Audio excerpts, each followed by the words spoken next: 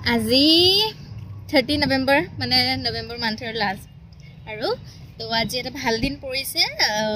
আমাৰ ৰিচুৱেল অকমান আছে তেনেকৈ ৰাতিপুৱা উঠা পা সফিক গা ধুৱাই লৈ পাপা লগত অকমান ওলাই গৈ এতিয়া ঘৰ আহিছো ঘৰ আহি আজিও টুকটাক কাম আছে নিয়মটো নিয়ম তাৰ লগত আকৌ সফিৰ মানে বেবি দিব যিহেতু তাইৰ কাৰণে এটো ৰেডি কৰিব লাগিব অকমান খেৰ চেৰি দেখুৱাম বাৰু কেনেকৈ কি কৰো তাৰ বাহিৰে অকমান নিজৰ ড্ৰেছিঙৰ গুটেখিনি পেকিং কৰি ট্ৰান্সফাৰ কৰিব লাগিব হেকিনি কাম আছে তাৰছত চাও আৰু কি হয় নহয় জনাম বাৰু তাৰ পিছত হেৰি এনেকৈ নিয়মবোৰ ষ্টাৰ্ট হৈছে তো হালধি কুটা নিয়ম বুলি কয় হালধি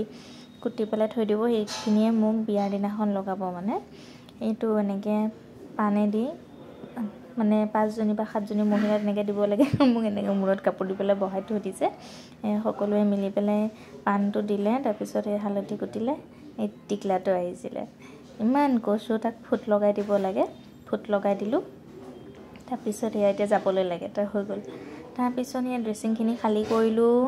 খালী কৰি সি তাৰ লগত ওলাই গ'লোঁ অকণমান কাম আছিলে তাৰপৰা ভোকো লাগি আছিলে চ' খালোঁ খাই বৈ ঘৰত আহি এনেকৈ দিনটো পাৰ